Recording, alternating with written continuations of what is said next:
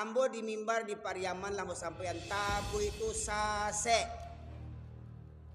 Bukan dari Islam, itu ajaran Syiah dan Syiah bukan Islam. Di mimbar ambo sabu itu di mimbar. Kalau ada pemko yang nak ketujuh jo ceramah ambo sudah ceramah ko duduk bersama. Itu budaya jahiliyah saya sebutkan. Ya. Nah demikian, yang pertama ritual-ritualnya itu banyak ritual syirik. Mambiak tanah lah ke dalam sungai, mambiak batang pisang, nanti dihoyak tabui, hoyak Husain katanya. Tidak ada yang merayakan hari kematian Hasan Husain kecuali orang Syiah. Dan Syiah itu bukan Islam. Dan itu menjadi kebanggaan orang Pariaman. Saya katakan, itu penghinaan kepada Rasulullah. Bapak sekalian dirahmati Allah. Konsep kajian saya memang ingin supaya kita mendengarkan kaulan sadida, perkataan yang tegas, Bapak sekalian. Karena apa? Melihat kondisi dunia, bukan hanya negeri kita, dunia hari ini Bapak Ibu sekalian. Seakan-akan kita sudah berada seperti apa yang digambarkan oleh Rasulullah Sallallahu Alaihi Wasallam. Beliau bersabda dalam dari Thauban radhiyallahu anhu, yushikul umamu an tada'a alaikum kama tada'al akalatu ila qas'atiha. Faqala qail wa min kilati nahnu yawma idzin ya Rasulullah. Qala bal antum katsir walakinnakum kagutha'is sail. Wa la yanza'anna Allah min suduri aduikum mahabbata minkum. Wala yaqdhifanna Allah fi qulubikumul wahn. Faqala qail wa mal wahn ya Rasulullah hubbud dunya wa karahiyatul maut. Rasulullah bersabda, akan datang suatu zaman nanti kalian umat Islam akan diperebutkan seperti mana orang-orang lapar memperebutkan makanan. Sekalian, ini Rasulullah sampaikan 1400 tahun yang lalu ketika beliau yang masih memimpin umat Islam di masa-masa jayanya. 1400 tahun yang lalu Rasulullah sudah menyampaikan kepada umatnya, kepada para sahabat yang sampai kepada kita hari ini dari hadis Rasulullah, akan datang suatu zaman nanti kalian umat Islam akan diperebutkan seperti mana orang-orang lapar memperebutkan makanan. Ini merupakan kalimat majas perumpamaan Bapak Ibu sekalian. Seumpamanya ini sepotong roti Bapak Ibu sekalian. Apabila sepotong roti ini diletakkan di depan orang-orang yang lapar, maka niscaya orang akan berebut siapa yang akan bisa mengambil roti ini terlebih dahulu. Ketika roti ini ada di tangan orang lain, maka yang lain pun akan berusaha merampasnya. Ya. Kemudian yang lain pun juga ikut berpartisipasi untuk merebut roti ini. Hingga akhirnya Pak, roti ini akhirnya menjadi serpihan-serpihan kecil hancur berserakan Pak Ibu sekalian. Itulah yang dimaksud Rasulullah nanti akhir zaman nanti, suatu zaman nanti umat Islam akan hancur sehancur-hancurnya. Yang Rasulullah bukan umat Islam, bukan agama Islamnya Pak Ibu sekalian. Kalau agama Islam tidak akan hancur. Apapun makar orang ingin menghancurkan Islam, Islam tidak akan hancur. Karena apa? Islam itu agamanya Allah yang menjaganya. Tetapi kata Rasulullah, umat Islam akan hancur. Mohon maaf Ibu sekalian, mari kita lihat sejarah. Di benua Eropa, sekarang Pak Ibu sekalian, benua Eropa, mayoritas penduduknya beragama apa di benua Eropa hari ini? Mayoritas beragama Kristen ya. Tahu enggak dulu? Dulu di Eropa itu mayoritas Islam Pak Ibu sekalian. Ya. Kalau Bapak Ibu sekalian dengar hari ini negeri Spanyol, yang orang tahu kalau sekarang Spanyol negeri apa? Negerinya sepak bola. Padahal Spanyol itu dulu namanya Andalusia Pak. Ya. Negeri yang makmur ketika itu, ya, puncak kejayaan umat Islam itu di situ. Perguruan tinggi pertama di dunia itu di Andalusia, tepatnya di Cordova. Ya. Bapak Ibu sekalian, 800 tahun Islam berkuasa di situ di Eropa. Ibu kotanya, negerinya Andalusia, menguasai negeri-negeri Eropa sampai ke Afrika, ke Asia ketika itu Pak Ibu sekalian. 800 tahun berjaya, berkuasa. Namun akhirnya Islam habis sehabis-habisnya. Sampai sekarang ya masih Islam menjadi penduduk yang minoritas tertindas di Eropa. Itu sudah terbukti, ya, Bapak sekalian. Kemudian dikala runtuhnya khilafah Turki Utsmani tahun 1924 di Turki. Dan Turki itu di benua apa? Juga di benua Eropa, Bapak sekalian. Ya. Hingga akhirnya khilafah Turki Utsmani runtuh, ya. Dikuasailah Islam ketika itu oleh Mustafa Kemal Atatürk yang mengaku beragama Islam. Tapi apa yang dibuat Kemal Atatürk? Salah satunya apa? Mengganti kumandang azan berbahasa Arab dengan berbahasa Turki. Azan dipakai dengan bahasa Turki. Ya. Pernah dengar Bapak sekalian? Ya. Sampai perguruan-perguruan sekolah-sekolah agama ditutup, wanita-wanita berjilbab dilarang. Mustafa Kemal Atatürk. Hingga akhirnya mayatnya pun bangkai sekarang busuknya setengah mati, busuknya dihinakan Allah di dunia, Bapak Ibu sekalian. Ya. Nah, jadi kembali kepada hadis Rasulullah tadi, akan datang suatu masa nanti kalian akan diperebutkan seperti mana orang-orang lapar memperebutkan makanan. Lantas ada sahabat yang bertanya, apakah ketika itu umat Islam jumlahnya sedikit? Apakah ketika itu umat Islam minoritas? Apa kata Rasulullah? Bahkan ketika itu kalian mayoritas. Tapi mayoritasnya kalian tak berkualitas. Kalian mayoritas tapi dikuasai oleh orang yang minoritas. Ya, Bapak sekalian. Terjadi enggak hari ini seperti begitu? Negeri-negeri yang mayoritas berpenduduk Islam tetapi diarahkan oleh orang-orang minoritas. Ya, Bapak sekalian. Lantas apa kata Rasulullah? Dan Allah cabut rasa takut musuh-musuh terhadap kalian. Jadi musuh itu awalnya takut kepada umat Islam, tapi Allah cabut rasa takut mereka. Ya. Nah, dari perkataan ini, dari perkataan hadis Rasulullah ini terungkaplah perkataan seorang tokoh Yahudi bernama Goldamir. Apa kata Goldamir? Seorang tokoh Yahudi mengatakan, kita tidak perlu takut kepada umat Islam selagi masjidnya umat Islam di waktu subuh tidak seramai seperti waktu sholat Jumat. Nah, coba lihat masjid kita ini, Pak. Masjid kita ini waktu Jumat penuh enggak? Sampai ke atas enggak, Pak? Kalau Jumat? Enggak, di bawah saja. Penuh di bawah ya. Jumat ya. Sampai keluar enggak? Ya. Hari Jumat penuh. Subuhnya berapa sah, Pak? 2 penuh atau 1,5?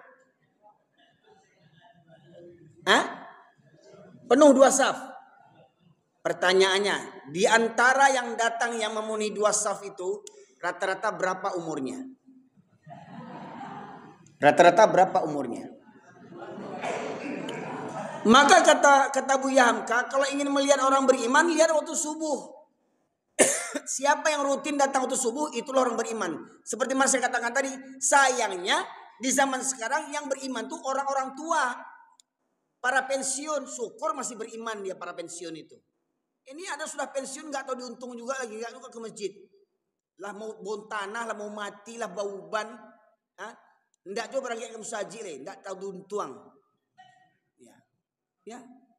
Bukannya mengadu kepada Allah, Pak Ibu sekalian di masa-masa tua ini. Ada juga yang masih happy-happy juga le. Ya. Pak Ibu sekalian. Maka kata Buya Hamka, lihat waktu subuh. Siapa yang rutin? Yang rutin ini Pak, bukan yang sesekali. Ya. Maka benar kata Rasulullah, 2 sholat yang berat bagi orang munafik itu sholat Isya dan subuh berjamaah Pak. Itu berat bagi orang munafik. Maka lihat, siapa yang sering datang waktu Isya dan subuh, itu orang munafik. Pertanyaannya, waktu Jumat penuh sampai ke belakang. Waktu subuh cuma 2 saf, berarti selebihnya banyak munafik selebihnya jamaah kita ini. Ya. Jamaah Jumat yang memenuhi sampai ke belakang itu kebanyakan munafik karena apa? Subuh tidak datang dia. Itu kata Rasulullah Pak, bukan kata saya.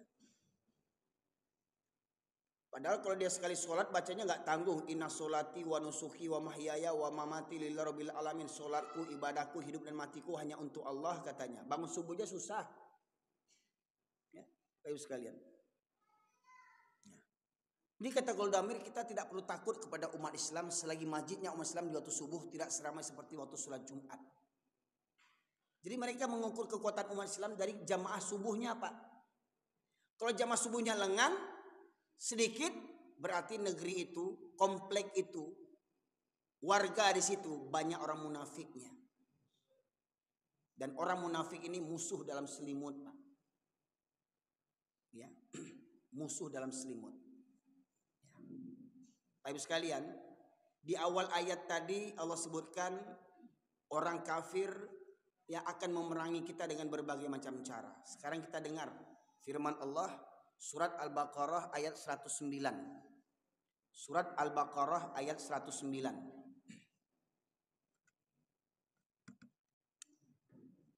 Ya, terjemahnya saja.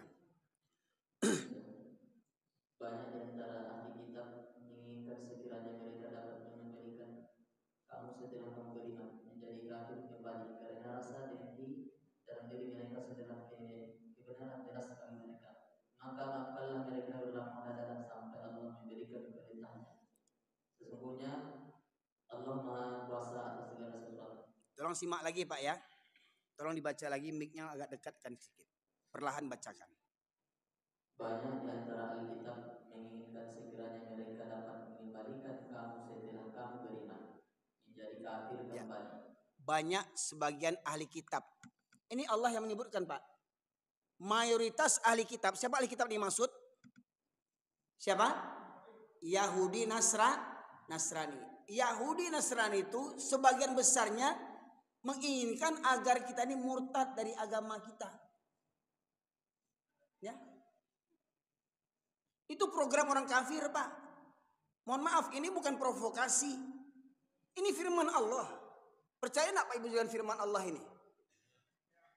Orang Yahudi Nasrani itu sebagian besar mereka menginginkan agar kita murtad dari agama kita.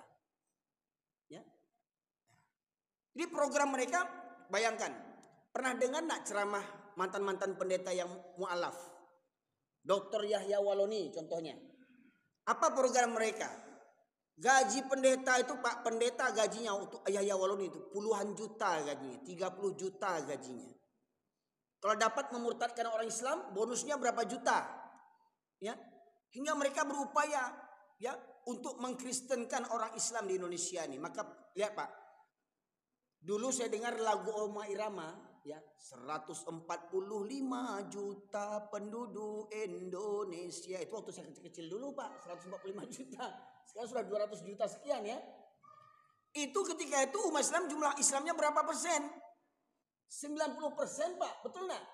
Sekarang jumlah umat Islam berapa persen? 80 sekian persen. Berkurang atau bertambah? Berkurang jumlah umat Islam, Pak. Saya sebutkan juga dalam ceramah saya sampaikan info dari Majelis Ulama Indonesia di tahun 2005. Dr. Din Samsudin diundang ke Kota Padang untuk acara halal bihalal tahun 2005 di Gedung Bagindo Ajiscan di Kota Padang, dekat lapangan Merdeka Pasar Padang itu, Pak Ibu sekalian. Jalan Syekh Khatib Ali Minangkabawi. Di situ beliau menyampaikan di tahun 2005 sudah lebih 30 pendeta asli Minangkabau. Tahun 2005, Pak. Ini sekarang tahun berapa ini? 2024. Kira-kira pendetanya itu bertambah atau berkurang? Tahun 2005, 30 lebih pendeta asli Minangkabau. Bayangkan tuh. Tidak terbayangkan kita dulu yang kita anggap ini orang Minangkabau pasti Islam. Tidak ada orang Minangkabau yang kafir. Tapi faktanya, Pak, pendeta terbesarnya, tahu, Pak, siapa pendetanya? Pernah dengar enggak namanya? Yanuardi Koto, orang Lubuk Basung. Agam. Ya. Bahkan ketika dia membaca Injil itu, Pak, dengan baju kebesaran datua orang Minang dibacanya Injil itu. Untuk menunjukkan kepada dunia. Siapa yang bilang orang Minang ada Kristen? Nih pendeta nih orang Minang nih. Dengan baju kebesaran datua dibacanya Injil, Pak. tahun 2005, bayangkan. Bahkan sudah ada gereja khusus orang Minang di Jakarta sana. Ya. Bahkan ada pendeta di asalnya Pangkalan. Pendeta Minangkabau di Jakarta asalnya Pangkalan, saya lupa namanya.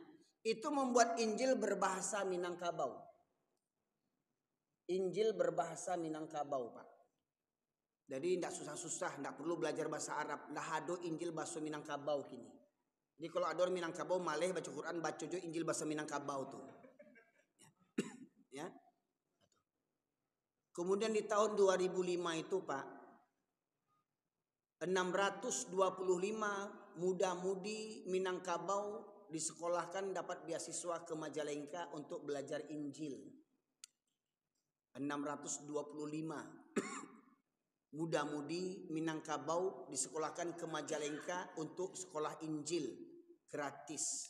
Bayangkan, Pak. 2005 625 muda-mudi Minangkabau disekolahkan untuk belajar Injil. Kira-kira tamat mereka sekolah Injil tuh kemana mereka? Pulang kampung enggak? Apa targetnya? Targetnya kristenisasi. Sekalian. Itu sudah makar orang-orang kafir. Ini Allah yang menyebutkan ini, Pak. Ya. Sebagian besar ahli kitab itu menginginkan agar kita murtad dari agama kita. Ya. Karena apa? Karena kedengkian. Karena dengki aja sebenarnya. Sama seperti iblis. Iblis menyesatkan kita. Karena apa? Karena dengki kepada Nabi Adam alaihissalam. Aku dulu diciptakan, kenapa kok aku sujud pula kepada Adam? Iblis protes kepada Allah. Coba bayangkan. Hingga akhirnya dia bersumpah minta dipanjangkan umur untuk apa? Untuk menyesatkan anak cucu Adam sebanyak-banyaknya. Program hidup iblis menggoda manusia. Program orang kafir memurtadkan orang Islam. Ya. Al-Baqarah 120.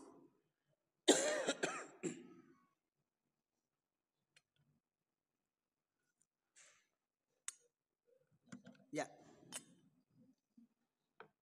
Dan orang-orang Yahudi dan Nasrani tidak akan rela kepada Muhammad sebelum engkau. Ya. Orang Yahudi dan Nasrani tidak akan pernah rela. Tidak akan pernah rela orang Yahudi dan Nasrani kepada engkau umat Islam. Tidak akan pernah redha. Tidak akan pernah rela Yahudi Nasrani kepada umat Islam. Jadi jangan bodoh-bodohan kita. Ini di zaman sekarang orang Nasrani Natalan, orang Islam pergi sholawatan. Ada nak nampak di YouTube? Bayangkan, bangga mereka sholawatan di gereja. Hah? Mengucapkan selamat Natal sama orang Nasrani. Kalau kita mengucapkan Islam nih, orang Islam mengucapkan selamat Natal kepada orang Nasrani. Sementara Natal itu merupakan hari kelahiran Nabi Isa yang mereka anggap itu anak Tuhan. Berarti kita orang Islam ya menyetujui bahwasanya Nabi Isa itu anak Tuhan. Ya. Banyak pejabat-pejabat hari ini demi mencari simpati orang-orang kafir mengucapkan selamat Natal. Bahkan salamnya saja pun bercampur-campur bahasanya. Tidak cukup Assalamualaikum, baca cara Hindu, baca cara Kristen, baca cara Yahudi. Ulama-ulama, tokoh-tokoh penguasa, pejabat-pejabat penjilat hari ini. Ya. Lihat tahun baru Masehi. Itu tahun baru siapa, Pak? Tahun baru Islam atau tahun baru Nasrani? Tahun baru Nasrani. Yang meramaikannya siapa? Yang meramaikannya agama apa? Agama Islam. Yang jual trompet siapa? Apa agamanya? Yang jual trompet di pinggir-pinggir jalan menjelang tahun baru, orang apa itu? Orang Islam. Yang beli trompet, yang niup trompet, bayangkan, baik. Betul enggak? Nggak usah jauh-jauh lah di Bukit Tinggi itu, Pak. Yang katanya adat bersih sarak bersihkan kitabullah, sarak mengatar memakai. Di jam gadang tuh berkumpul orang tuh menjelang tahun baru, Pak. Bunyi jam gadang tuh teng teng teng.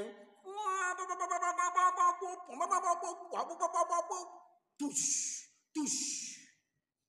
Satu malam 3 agama kafir kita turuti. Yang pertama, orang Nasrani mengundang umatnya beribadah dengan apa?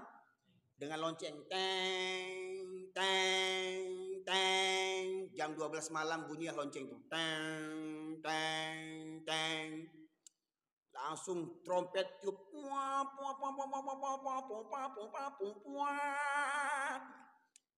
Orang Yahudi memanggil umatnya beribadah dengan apa? Dengan trompet. Lantas keluar api, kembang api. Tush, tush, tush, tush. Itu agama siapa? Mengambil beribadah dengan api. Agama Majusi. Satu malam banyak orang Islam yang murtad tanpa sadar. Dan itu setiap tahun berulang-ulang terus. Setiap tahun berulang-ulang terus. Betul tidak? Murtad tanpa sadar. Hingga banyak orang Minang ini bergaya kafir. Contoh, nggak usah jauh-jauh. Anak muda kita hari ini. Anak-anak gadis kita ini hari ini. Siapa idolanya? Artis Korea. Betul enggak? Korea itu orang kafir banyak. Ya. Saking bangganya sama orang Korea kafir, banyak restoran-restoran Korea hari ini. Takashimura, Ikisoku. Itu bahasa Jawa Pak ya. Ikisoku. Itu bahasa Jawa itu. Iya. Yatuyaki, tak apa-apalah makanannya hari ini, makanan Korea. Ya. Kadang ibu-ibu nanti gaya bebas, lambang-lambang artis Korea, Soneo, tak apalah gitu kan. Ya. Bisa lihat. Apa istilahnya? Asalnya tahu. Sananyo katanya. Ya. Sekarang anak-anak muda kita kiblatnya Korea. Wanita-wanita Korea itu tidak menutup aurat. Makanya lihat hari ini. Banyak wanita-wanita muslimah yang tak menutup aurat. Ya. Ya, Bapak Ibu sekalian. Kalau di Pekanbaru ada CFD, ya. Car Free Day ya. Setiap hari Ahad ya. Ditutup jalan enggak? Ya. Kalau ada yang enggak berjilbab boleh jadi itu ya jemaatnya Santa Maria. Kalau enggak berjilbab ya. Bisa jadi jemaat Santa Maria. Tapi kalau di Minangkabau, kok di Pariaman lah, kok di Bukit Tinggi lah, kok di Batu Sangka lah, kok di agama Ninjau lah. Ada padusi Minangkabau enggak berjilbab, agama padusi itu. Agama padusi itu yang enggak berjilbab tuh. Minang enggak? Kalau orang Minang pasti berjilbab. Pasti berjilbab. Karena apa? Syarat mangato adai memakai. Surat Al-Ahzab ayat 59. Wajib berjilbab bagi wanita muslimah. Bisa lihat. Ya. Surat Al-Baqarah 120 tadi. Tolong selesaikan lagi.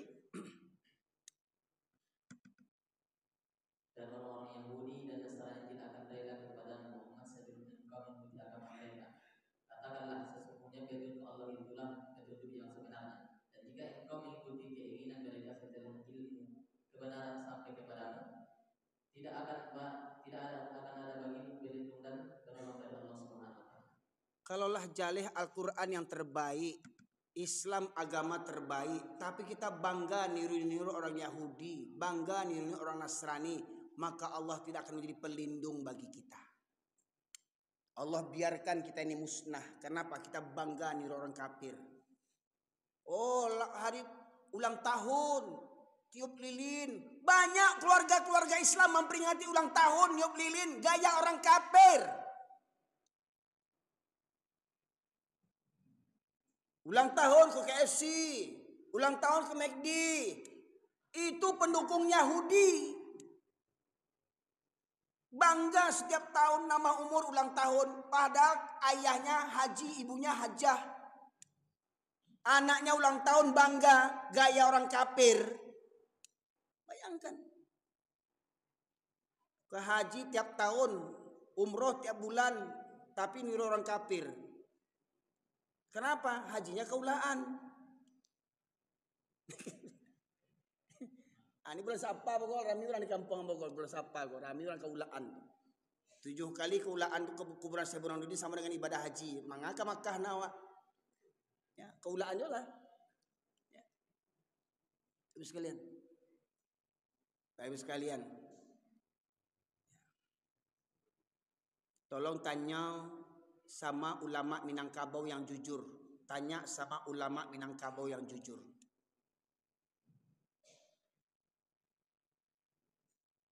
Atau Bapak Ibu lah saya tanya hari ini. Sepakat tidak kalau sholat hukumnya wajib? Sepakat tidak kalau sholat hukumnya wajib? Sepakat ya. Kalau orang sakit boleh tidak tinggal sholat? Tidak boleh. Tetap wajib sholat.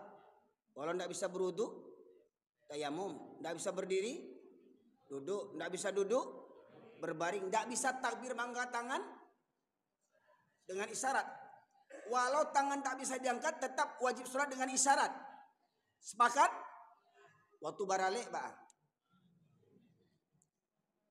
Nah, coba jujur. Bara banyak anak daro Jomara Pule yang baralek itu sholat waktu baralek. Jujur. Hah? Banyak yang tak sholat. Betul nak? Mengaku orang baradai, nak tahu diuntuang. Dek carwadai tinggal sholat. Tanya sama ulama yang jujur. Ulama, alim ulama Minangkabau, bagencu-gencu padusi, ba make up, bacalak, basuntiang di muka laki-laki yang bukan mahram. Apa hukumnya ulama? Tanya ulama yang jujur. Korang Minang sunyi-sunyi yang kami hormati, nenek, mama, alim ulama, cadiak pandai, bundo kanduang. Orang kampung baburu babi, juan jiang, haniang-haniang aja ulama kampung tu. Di penjuru Minangkabau basobok orang bogonceng juan jiang tu. Betul tak Pak Ibu sekalian? Pagi-pagi keluar juan jiang, sore-sore keluar juan jiang, bagonceng-gonceng juan jiang, bapaluak juan jiang, sauto juan jiang, sampai nak tahu mana orang mana nanjiang, sama je bantuannya.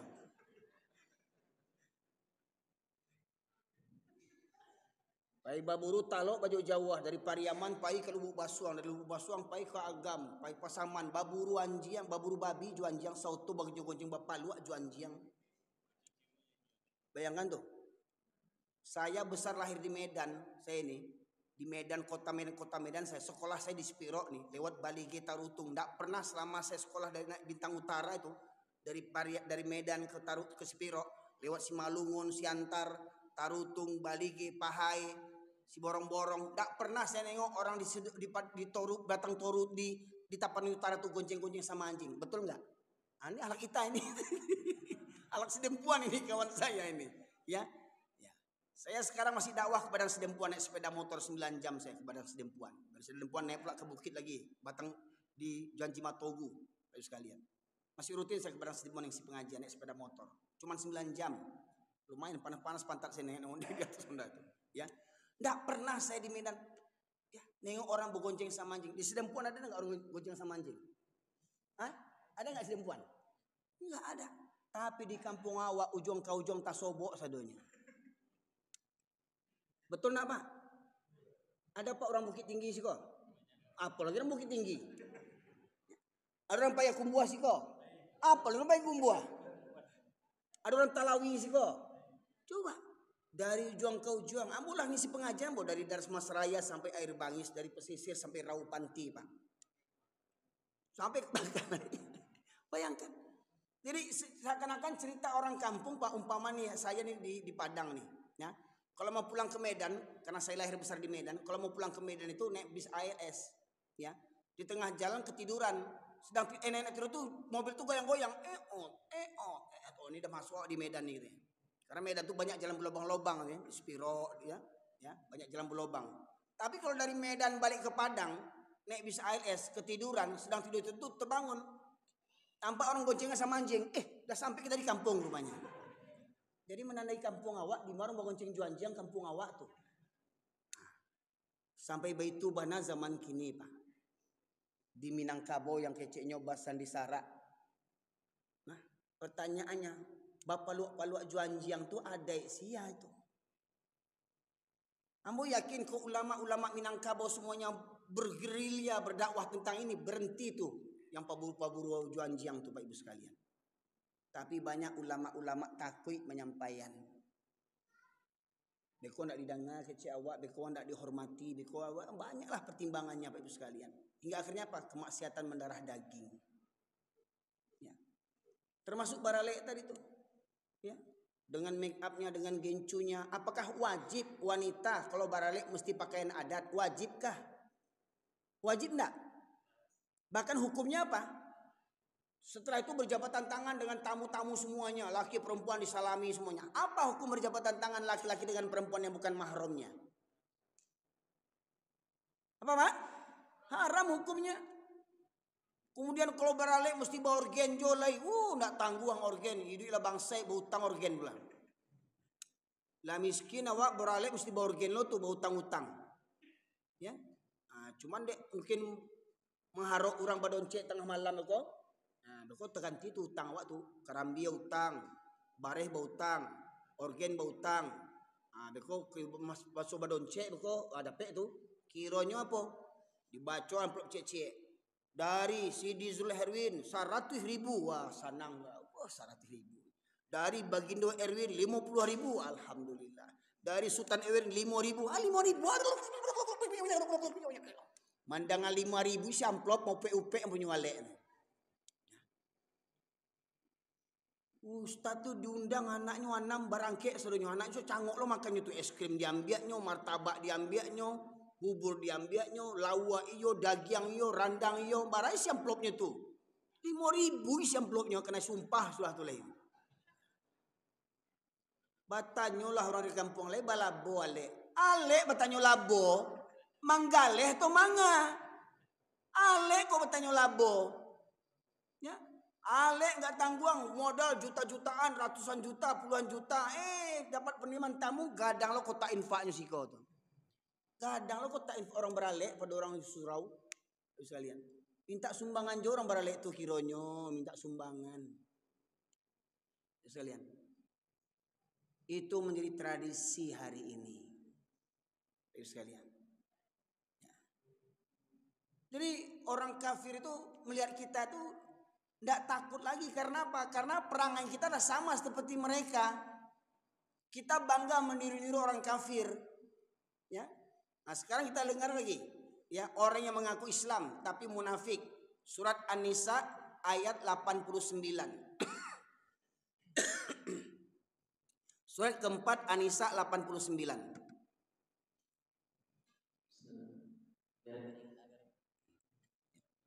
Ya. Mereka ingin agar kamu menjadi kafir sebagaimana mereka telah menjadi kafir sehingga kamu menjadi Islam. Mereka ingin supaya kamu menjadi kafir sebagaimana mereka telah menjadi kafir. Mereka ingin agar kamu menjadi kafir sebagaimana mereka telah menjadi kafir. Mereka ini siapa maksudnya ini? Tahu enggak Ibu sekalian? Buka ayat sebelumnya. Ini ayat 89. Coba buka ayat 88-nya. Silakan dibaca. Maka mengapa kamu terpecah menjadi dua golongan dalam menghadapi orang munafik. Ayat 88. Jadi mereka yang dimaksud sini adalah orang munafik. Orang munafik ini tampangnya seperti kita. Mohon maaf, kadang jenggotan, kadang jubahan, kadang sorbanan, kadang jidat hitam. Satu soft dengan kita, tapi munafik. Sama orang kafir berkawan-kawan, sesama orang Islam musuh-musuhan. Contoh mohon maaf nih. Ya. Ini contoh nih, biar tuntas kaji kok. Kau contoh si Jangwi kok, ya. Si jubah serawagan tuang kok. Bertemu sama orang yang berjangwi lain, ya. Disebut assalamualaikum, ditengok lu atas bawah. Waalaikumsalam. Ndak kawan awak udah. Ndak kawan awak katanya.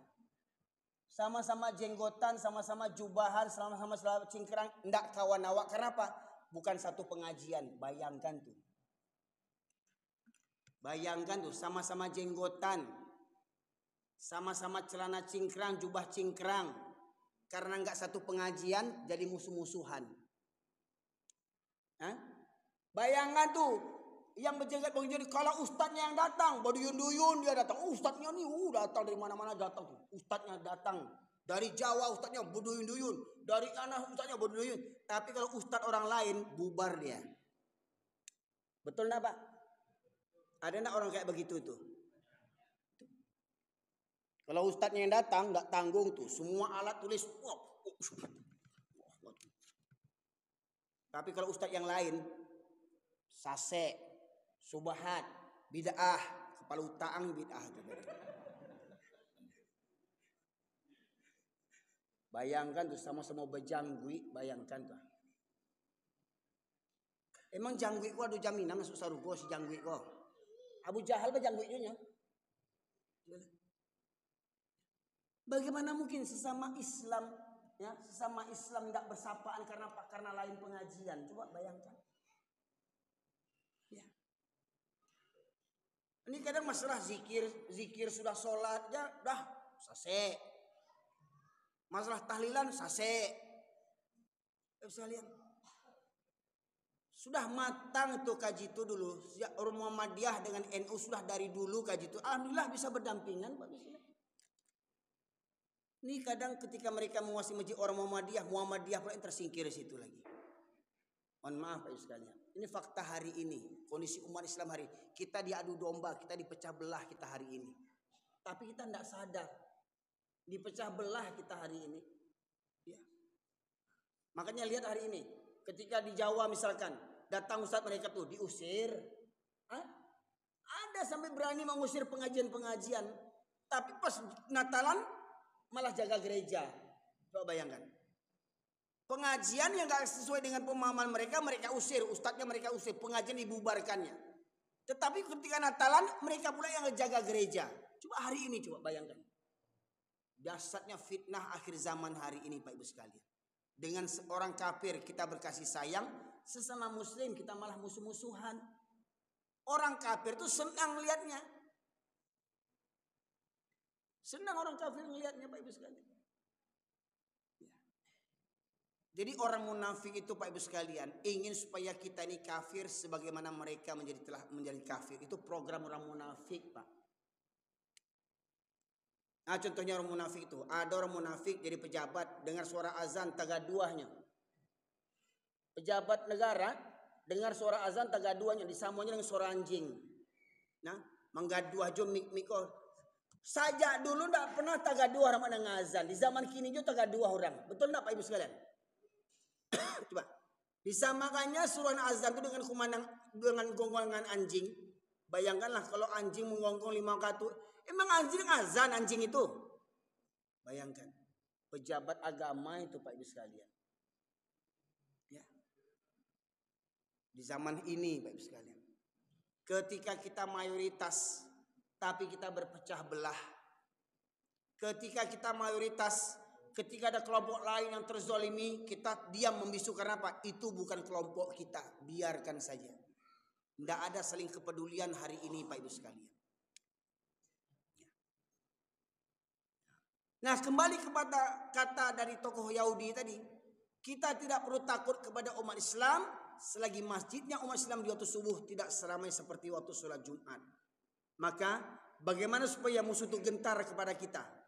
Maka buat program bagaimana supaya masjid kita ini di waktu subuh bisa ramai seperti waktu sholat Jumat. Kira-kira apa Ibu? Masjid kita ini kira-kira subuh bisa enggak seramai sejamaah sholat Jumat? Bisa enggak kira-kira Pak Ibu? Hah? Insya Allah pasti bisa. Alhamdulillah Masjid Jogokarian sudah memulainya. Pernah dengar Pak Masjid Jogokarian? Di Yogyakarta? Sudah pernah pergi Pak? Hah? Saya alhamdulillah sudah 2 kali ke Jogokarian. Ini alhamdulillah di Pontianak. Masjid Kapal Munzalan. Di Sragen, Jawa Tengah, Masjid Al-Falah, ya, di Sukabumi, Masjid Sejuta Pemuda. Apa yang mereka lakukan? Masjid Jogokarian mengupayakan saldo masjid harus 0. Tidak boleh saldo masjid disimpan-simpan. untuk ganti karpet, untuk ganti cat, untuk buat menara. Sementara tetangga masjid kelaparan, putus sekolah, nggak ada biaya berobat, berdosa pengurus masjid. Kas masjid juta-jutaan, sementara tetangga masjid ada yang tak bisa beli beras karena nggak punya duit. Mengemis-ngemis BLT, anaknya putus sekolah, ya, di kas masjid puluhan juta, zolim pengurus masjidnya. Sekalian. Maka Ketua DKM Dewan Kemakmuran Masjid Ustadz Jazir di Jogokarian punya program saldo harus nol. Ya Bu, ketika ada bendahara melapor kepada pengurus Dr. Jazir, apa kata pengurus bendahara? Pak, ini ada jamaah meminjam uang untuk berobat keluarganya, meminjam uang 40 juta. Kata Dr. Jazir apa katanya? Uang kas kita berapa? Uang kas kita 43 juta. Uang kas masjid 43 juta. Ada jamaah meminjam duit untuk berobat keluarganya. Apa kata Dr. Jazri? Jangan pinjamkan. Jangan pinjamkan katanya. Apa kata beliau? Apa kata beliau? Berikan. Bayangkan tuh Pak. Kalau ada pengurus di Pekanbaru nih, jamaah yang begitu betul-betul butuh biaya berobat, ada enggak masjid yang peduli? Ada enggak masjid yang peduli di Pekanbaru nih kalau ada jamaahnya butuh biaya berobat? Ada enggak yang peduli? Berdosa pengurusnya itu.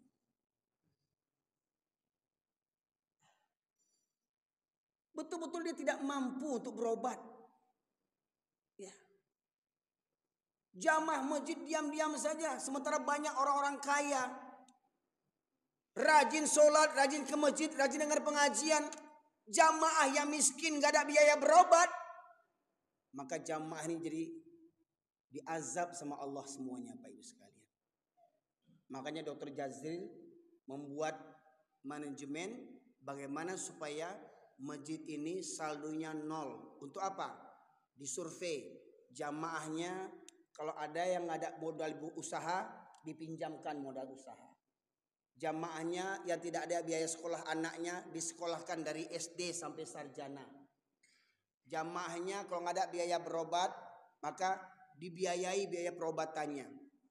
Sampai Masjid Kapal Munzalan di Pontianak, alhamdulillah karena program itu ya, infak mereka mencapai 5 sampai 9 miliar infak mereka Pak, yang mereka dapatkan 5 sampai 9 miliar. Apa programnya? Masjid buka 24 jam. Masjid buka 24 jam. Tapi disediakan security Pak, digaji security. Kamar mandi cukup fasilitasnya, WC cukup. Jamaah musafir boleh tidur di masjid. Kalaupun takut kena iler karpetnya, saking takutnya karena karpet mahal, mohon maaf pengurus nulis dilarang tidur di masjid. Ada? Oh nggak ada, alhamdulillah. Ada ya? Alhamdulillah, berarti pengurus masjidnya bagus ini. Ya. Kalau enggak kena sama saya tembak ini. Ya. Di Masjid Sejuta Pemuda, kalau ada jamaah yang capek ketiduran, dibangunkan Pak. Untuk apa? Dikasih bantal. Jamaah yang ketiduran Pak, dibangunkan, dikasih bantal, dikasih kasur gulung. Pak, ini. Yang baca Quran istirahat di masjid dikasih kopi, dikasih snack. Masjid Sejuta Pemuda Sukabumi. Ini saya kumpulkan di data-datanya Pak Ibu sekalian. Ada masjid ya, setiap harinya menyediakan makan gratis sehari 3 kali. Bayangkan itu. Ada masjid setiap Jumatnya atau seminggu sekali memberikan layanan pasar gratis. Jadi di hari Jumat itu Bapak Ibu sekalian, semua jamaah subuh pulang boleh bawa sayur-sayuran apa saja yang disediakan. Cabai, kentang, kangkung, bayam, kacang panjang, silakan ambil. Gratis. Masjid Al-Falah Sragen buat rumah makan dekat masjid, halaman masjid, rumah makan gratis. Tahu Pak, dari kegiatan itu berapa yang mereka dapat infak setiap bulannya? Miliaran Pak. Semakin kaya mereka. Makanya nggak ada orang yang berinfak itu miskin. Orang yang bersedekah, orang yang berzakat semakin berkah, semakin kaya, melimpah hartanya. Nggak ada yang miskin. Makanya masjid tadi, Masjid Jogokarian, Masjid Kapal Munzalan, Masjid Al-Falah, Masjid Sejuta Pemuda, Masjid Ismuh Yahya, sudah mereka lakukan jamaah subuhnya ribuan orang, Bapak Ibu sekalian. Kalau ada jamaah yang kurang mampu, disurvei, didatangi ke rumahnya, maka dikasihkan ATM beras, kartu ATM. Mereka boleh ngambil beras, ya, seminggu sekali atau 2 hari sekali sebanyak sekian kilo. Di rumah, di masjid ada klinik gratis, berobat gratis. Nah, itu Pak upayanya gimana supaya jamaah subuh itu bisa ramai, ya, sejahterakan umat, sejahterakan jamaah, niscaya masjid akan ramai. Walau nanti pada awalnya ada yang protes, enak kali mereka tuh nanti sholatnya karena ingin dapat bantuan. Biarkan kalau awalnya begitu niat mereka. Kalau niat mereka awalnya datang ke masjid untuk cari makan, biarkan, karena memang mereka lapar, karena memang mereka miskin.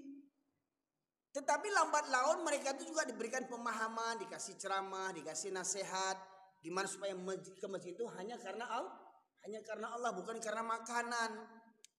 Hingga akhirnya jamaah itu ramai terus, Pak. Masjidnya ramai itu, subuhnya penuh.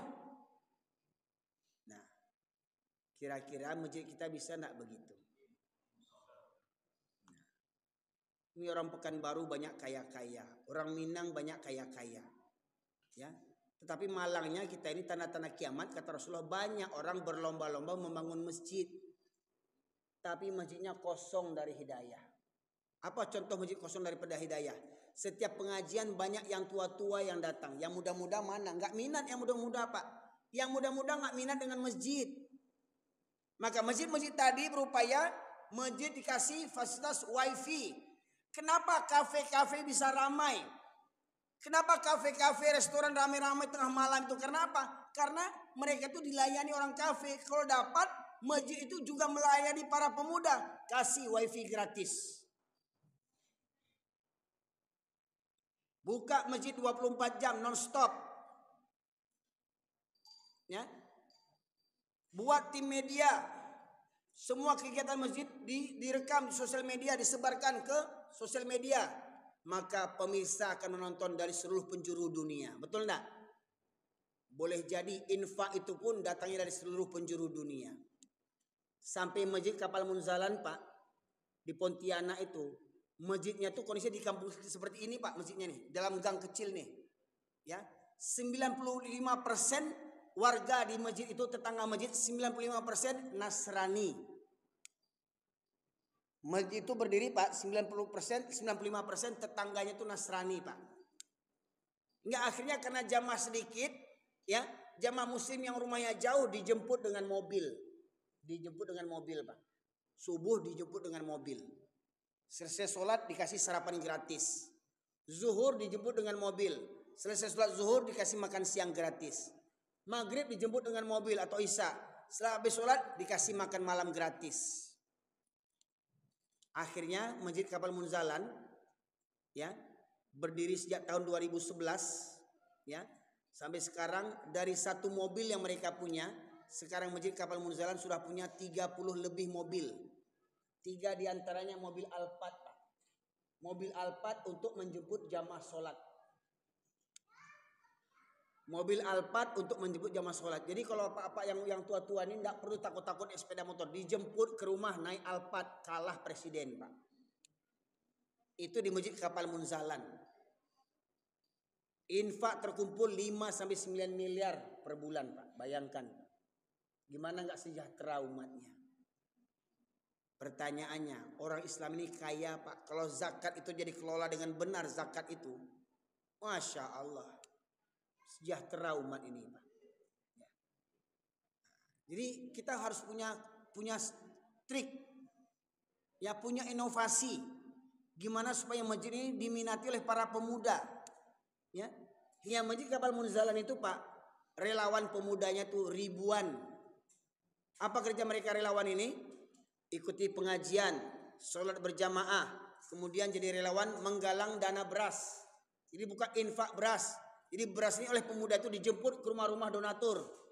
Ya, pertama berasnya dijemput ke rumah donatur, dikumpulkan, kemudian dibagikan. Pemuda-pemuda pula yang membagikan ke pesantren, ke fakir miskin, ya, rumah yatim piatu. Setiap bulannya Masjid Kapal Munzalan menebar beras 8 ton setiap bulannya, Pak Ibu. Itu di luar dana 5 miliar. Itu di luar dana 5 miliar, bayangkan. Nah, bisa enggak kita bagikan umat berawal dari masjid? Kata orang Minang, basamo kita mangko manjadi. Basamo Pak. Bapak punya kenalan, sebarkan kepada kenalan nih, kami punya program begini. Kami punya program begini. Tolong support ya, donasinya, hartanya, infak sedekahnya. Kalau boleh disalurkan kepada kami untuk kelancaran program kami ini. Begitu Pak. Ya. Pengurus masjid kalau dapat setiap malam minggu supaya nak kelurahan pemuda ya, buat acara mabit. Apa mabit itu? Malam bina iman dan takwa. Remaja pemuda ajak malam minggu tidur di masjid. Itu sudah saya lakukan Pak di negeri Siano, Bukit Tinggi, Agam. Kurang lebih 2 tahun saya jalankan program itu. Alhamdulillah 100 lebih pemuda-pemuda yang awalnya candu handphone, nggak tidur-tidur main handphone Pak, udah ngisap lem narkoba, saya ajak tidur di masjid setiap malam minggu. Saya ajak sholat tahajud.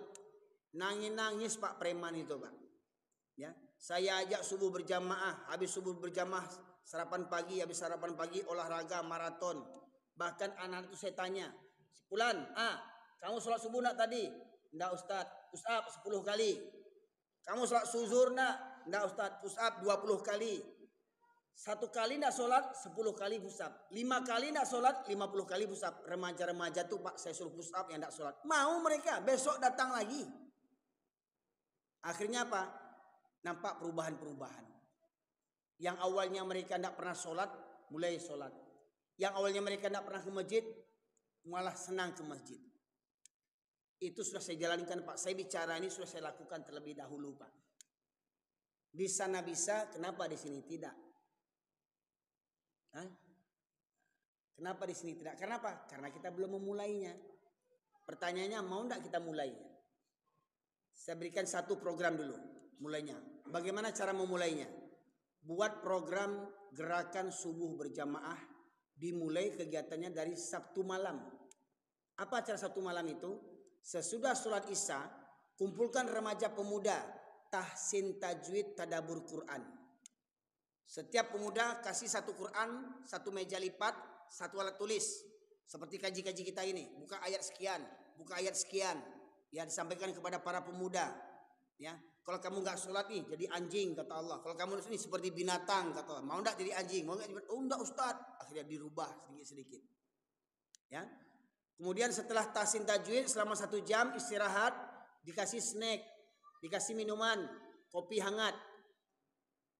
Nobar, apa nobar tuh? Nonton bareng film Al-Fatih, film Salahuddin Al-Ayyubi, ya. Pasang layar, ya. Pasang layar, nonton sama remaja-remaja bagaimana perjuangan Islam dulu jaya. Supaya pemuda ini bangkit semangatnya. Oh, ternyata Al-Fatih itu usianya 22 tahun dulu. Beruntukan kerajaan Konstantinopel, 22 tahun umurnya, memimpin pasukan perang mengalahkan kerajaan Kristen Bapak sekalian. Salahuddin Al-Ayyubi, bagaimana Salahuddin Al-Ayyubi memerdekakan negeri Palestina dari orang-orang Nasrani yang zalim. Nobar, habis nonton bareng tidur. Ya. Yang namanya anak-anak Pak sudah candu handphone, mungkin nggak bisa langsung diajak tidur. Oke. Saya kasihkan kesempatan kalian main handphone sampai jam 12 malam, tapi jangan lihat yang macam-macam. Main game boleh, nonton YouTube boleh, tapi jangan nonton yang macam-macam. Jangan main game yang pakaian pemain gamenya tuh kartun-kartun yang tidak menutup aurat. Ya, saya biarkan sampai jam 12 malam. Tepat jam 12 malam saya ambil Tupperware, saya kumpulkan handphonenya semua. Kumpulkan handphone lagi. Nah, ya. Oke, simpan handphonenya, masukkan ke kamar, kita tidur. Bayangkan Pak, anak yang selama ini tidak pernah sholat, tidak pernah ke masjid, mau diatur. Jam 3 malam bangun sholat tahajud. Ketika sholat tahajud tuh Pak, ya Allah ya Rabbi, meraung-raung preman-preman tuh Pak, nangis dia. Saya tanya, kenapa kamu nangis? Ya Allah Ustaz, dah lama saya tidak sholat Ustaz, baru ikut mau sholat Ustaz, alhamdulillah Ustaz. Artinya tuh sebenarnya mereka tuh ingin baik sebenarnya. Apa kata anak remaja tuh, selama Ustaz orang suruh mencelik kami buruak jo. Anak kurang ajar, anak mada, anak kerengkang. Mereka cuma caci maki kami, tapi mereka tak pernah menyentuh hati kami. Mereka tak pernah menyentuh hati kami. Ini pengakuan mereka Pak. Ustadz baru yang bisa menyentuh hati kami katanya. Pengakuan mereka ini. Anak yang paling bandel di kampung itu. Anak biang kerok. Ya, padahal orang tuanya polisi itu. Ayahnya polisi, tapi anaknya nggak tanggung badungnya. Ayahnya nggak bisa ngajar, diinjak-injak sama ayahnya, nggak berubah. Alhamdulillah diajak tidur ke masjid, lunak hatinya. Ya, hingga akhirnya orang rantau melihat program itu bagus. Akhirnya semua anak remaja itu dikasih jubah semuanya, 100 tel. Remaja-remaja yang caduh headphone akhirnya pakai jubah semuanya, serba putih. Ya, masih ada gambarnya nih Pak. Ya, kemarin saya dakwah ke Jakarta, ke Tanah Abang. Kiranya anak sian itu ada satu orang ketemu sama saya. Rupanya di teleponnya kawan-kawannya berkumpul 20 orang situ. Sholat kami sama-sama di Tanah Abang Pak. Maknanya apa? Hati mereka tuh mau terpaut dengan masjid. Dengan cara sentuhan hati kita. Bahkan anak-anak remaja masjid itu Pak, di lain waktu subuh itu saya bangunkan dari rumah ke rumah. Dari rumah ke rumah saya bangunkan. Saya ketuk pintu rumah-rumah itu Pak. Jam 4:30, jam 4. Saya keliling ke rumah yang paling jauh dulu. Tentunya rumah ini orang tuanya sudah tahu mengikuti program, saya buat namanya program tarbiyah. Program bimbingan. Jadi anak-anak ini setiap minggunya ada lembar muhasabahnya. Setiap minggunya saya koreksi. Apa contohnya? Sholat subuh, sholat apa tidak? Berjamaah atau tidak? Itu di checklist.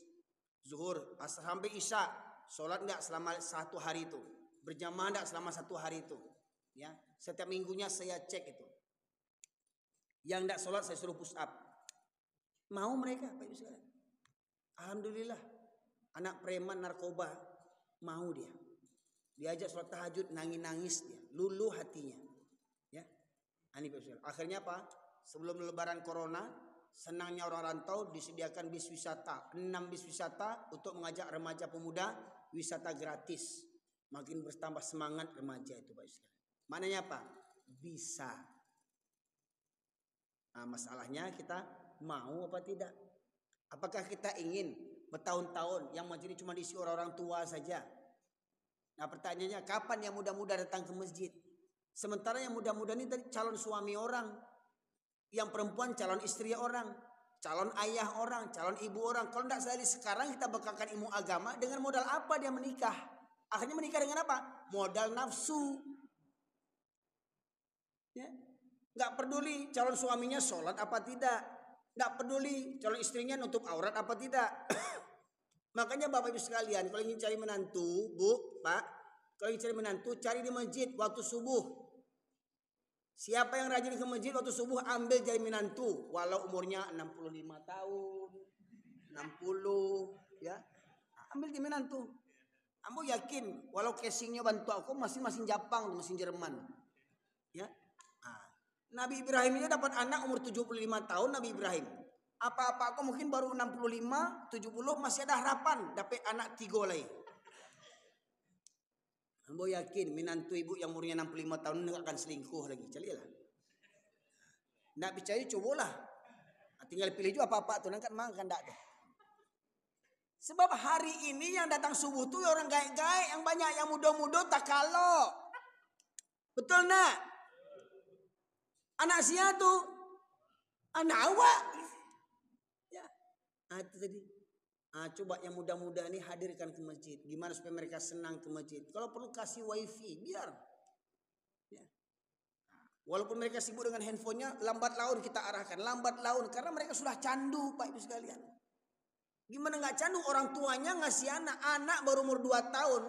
Kalau dulu orang tua nangis anak, ibunya nyanyiin gendong, dodo si dodo, ala sayang, dodo si dodo. Dulu begitu. Sekarang nangis anaknya, ibunya ngasih apa? Ngasih handphone sama anaknya.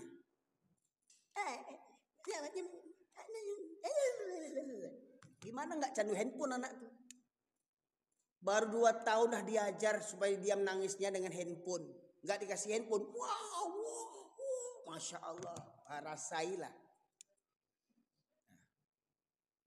Juta-jutaan untuk merusak anak keturunan awak handphone ini Pak Ibu sekalian. Ya, ini. Makanya hilang remaja hari ini karena apa? Karena mereka merasa tidak nyaman di masjid. Maka mari kita ciptakan agar remaja-remaja itu nyaman tinggal di masjid. Bagaimana caranya? Ya, kita berbau dengan remaja. Jadi terkadang saya Pak dengan remaja-remaja itu sama-sama tidur di masjid saya. Sama gurau, sama bercanda. Ya, nanti habis sholat subuh sama-sama maraton, mandi di batang air siano tuh. Ya, ada Pak orang siano sih kok. Orang Bukit Tinggi ada sih kok. Nah tuh. Lihat tahu Pak siano kan? Kepatan tuh banjir, kepatan siano tuh tengah-tengah hari biasanya kariang air siano tuh banjir. Galodo, celek tuh Galodo di Bukit Batabuah. 2 gunung sekaligus, Gunung Singgalang ke Tengah banjirnya. Gunung Merapi ke Canduang, bayangkan Pak, itu baru lahar dingin tuh, belum meletus kedua-duanya gunung tuh, bayangkan. Hancur di tanah Minangkabau Pak sekalian. Hancur rumah-rumah yang tagak apa? Surau tagak. Ada ndak awak mengambil pelajaran daripada itu? Nah inilah para jamaah sekalian, ya. Bagaimana supaya kita ini, warga kita ini yang negeri mayoritas Islam terbesar di dunia, kembali kepada Al-Quran. Kembali kaji Al-Quran. Al-Quran bukan hanya untuk diperlombakan. Al-Quran bukan hanya untuk dihafalkan. Yang paling utama, Al-Quran untuk diamalkan sebagai pedoman hidup. Demikian saja para jamaah sekalian dirahmati Allah. Kondisi umat Islam yang banyak cinta dunia dan takut mati itu salah satunya kita lihat di masjid. Kalau banyak yang tak datang ke masjid berarti mereka lebih senang sholat di rumah. Kalaupun sholat, kadang banyak yang tak sholat. Makanya kata Rasulullah, sebaik-baik sholat wanita itu di rumah, sebaik-baik sholat laki-laki di masjid. Jadi kalau ada laki-laki sholat di rumah, itu namanya laki-laki solehah. Ya. Ada ayah orang rajin sholat tapi di rumah, ayah solehah. Ada minantu ibu, ya, pimpinan ini pimpinan itu, sholatnya di rumah, ya, sidi solehah. Ambo galambo sidi kok Pak Ibu sekalian. Nah. Jadi kalau ada suami rajin sholat di rumah itu suami solehah. Takicuah dinantarang ibu-ibu sekalian. Ya. Nah, ini semoga kiranya dengan kajian ini bangkit semangat kita untuk beragama. Tidak perlu kita takutkan asalkan Al-Quran yang kita sampaikan Pak Ibu sekalian. Ya, mati hidup kita hanya untuk Allah Subhanahu Wa Taala. Semoga kiranya bermanfaat. Kepada Allah saya mohon ampun, kepada Pak Ibu sekalian saya mohon beribu maaf. Semoga kiranya di Masjid Al-Amin ini Masjid Al-Falah ini, Nurul Falah ya. Di Masjid Nurul Falah ini Bapak Ibu sering pulang pergi ke masjid berbalik bolak-balik. Semoga di surga Firdaus kita reuni bersama hendaknya. Amin ya rabbal alamin. Marilah kita tutup majelis kita dengan doa bersama. Semoga kiranya doa kita ini diijabah oleh Allah Subhanahu wa taala hingga akhirnya Allah mudahkan kita meraih nikmat di surganya Allah, surga Firdaus. Amin ya rabbal alamin. Kita minta kepada imam kita untuk memimpin doa kita pada kesempatan kali ini. Kepada imam kita persilakan. Ya Bu, tunggu ada pertanyaan.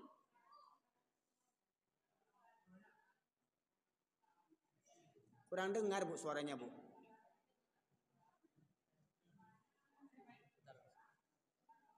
Tunggu.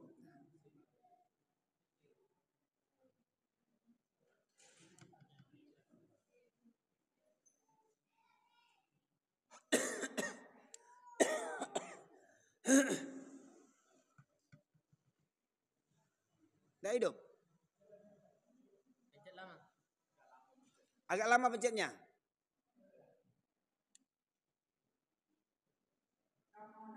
Iya, Ibu. Waalaikumsalam warahmatullahi wabarakatuh.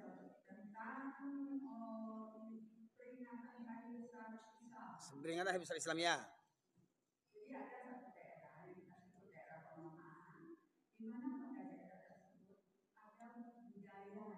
Ya.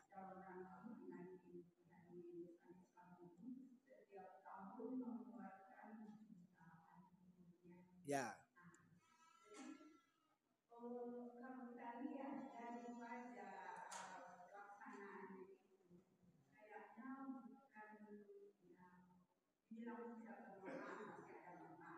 Ya.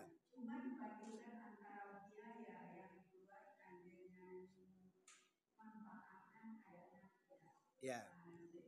Ya.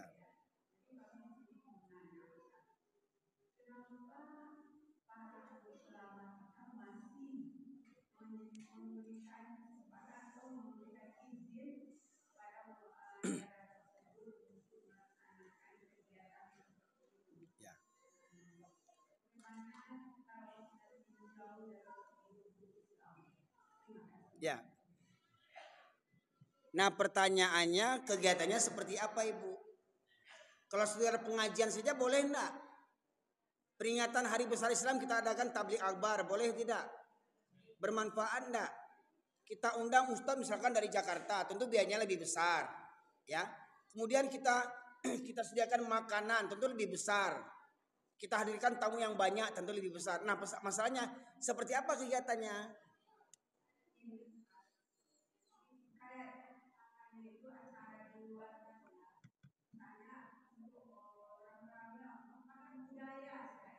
Ya. Ya. Iya, ya. Pariaman, ya betul. Oh, begitu. Nah, kalau itu ya, kalau itu jaleh di Ambo tubuh, ya. Ambo di mimbar di Pariaman lah mau sampean tabu itu sase. Bukan dari Islam, itu ajaran Syiah dan Syiah bukan Islam. Di mimbar Ambo sabu itu di mimbar. Kalau ada pemko yang nak ketujuh jo ceramah Ambo sudah ceramah kau duduk bersama. Itu budaya jahiliyah saya sebutkan. Ya. Kenapa demikian? Yang pertama, ritual-ritualnya itu banyak ritual syirik. Mambiak tanah lah ke dalam sungai, mambiak batang pisang, nanti dihoyak tabui, hoyak Husain katanya. Tidak ada yang merayakan hari kematian Hasan Husain kecuali orang Syiah. Dan Syiah itu bukan Islam. Dan itu menjadi kebanggaan orang Pariaman. Saya katakan, itu penghinaan kepada Rasulullah. Kenapa begitu? Lambang tabui itu di bawahnya ada burak. Burak itu apa? Diumpamakan kuda betina berkepala manusia perempuan bersayap sebagai kendaraan Rasulullah untuk pergi Isra dan Mi'raj. Pertanyaannya, dari mana kisah cerita burak itu? Tidak ada kecuali dari cerita orang-orang Yahudi. Untuk apa? Untuk menghinakan Rasulullah karena Rasulullah beristrikan 11 orang dan biasanya orang yang hashtagnya tinggi itu diibaratkan dengan nafsunya kuda. Jadi dianggap Nabi itu nafsunya seperti nafsu kuda. Dan itu malangnya jadi kebanggaan maskot kota Pariaman. Itu saya sampaikan di kota Pariaman, saya sampaikan itu Bu. Cuman masalah itu tadi, banyak ulama-ulama tidak berani menyampaikan. Seperti tadi, ulama apa yang kita bahas tadi pertama? Banyak ulama anjing. Ya tadi itu. Ya, yang tidak berani menyampaikan kebenaran. Nah saya Bu, alhamdulillah saya sampaikan. Alhamdulillah akhirnya bagaimana? Saya dapat penghargaan Ustadz Anjiang kata orang. Ustadz Anjiang tuh maksudnya. Nah, makanya saya tidak laku di kampung, tidak berani orang undang saya. Ya, walau orang-orang Pekanbaru mengundang saya, orang kamu tidak berani mengundang saya. Ustadz Anjiang tuh mama, ngadu undang Ustadz Anjiang tuh. Nah itu Bu. Jadi sudah, kalau saya pribadi sudah saya sampaikan. Nah, hingga kalau masalahnya, kalaulah banyak ulama menyampaikan tentang kesesatannya, insya Allah itu akan sirna. Tapi itu tadi ulama ini banyak yang mencari sisi amannya. Nah itu Bu, begitu Bu ya. Nah Alhamdulillah, mudah-mudahan kita bisa pahami tentang kejahiliahan yang mendarah daging. Tinggal kita cerdaskanlah umat ini. Cerdaskan umat terus belajar supaya tradisi jahiliyah tidak terus berkembang sampai ke anak cucu kita. Demikian saja Bu ya. Baik, mari kita tutup dengan doa. Tolong yang makan diletakkan dulu makan boko tak cakia boko. Ya, kita doa dulu ya. Semoga dengan kita berdoa bertambah snacknya sudah boleh ya.